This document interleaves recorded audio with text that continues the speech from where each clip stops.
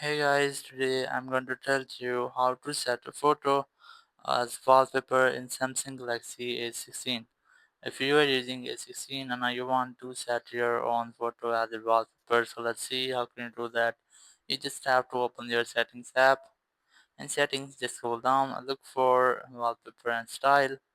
Then select change wallpaper, and here just select this gallery option. And here you'll get all of your photos which you have. Just select the photo which you want to set as your wallpaper, then tap on done, and here select on which you want to set your wallpaper. And I'm going to set only on my home screen. Select that, then tap on next, and here just select this done option. Once you have that, your wallpaper will be successfully changed. So that's how you can easily set your photo as your own wallpaper in Samsung Galaxy A16. Thank you very much for watching the video. Until next video, bye bye.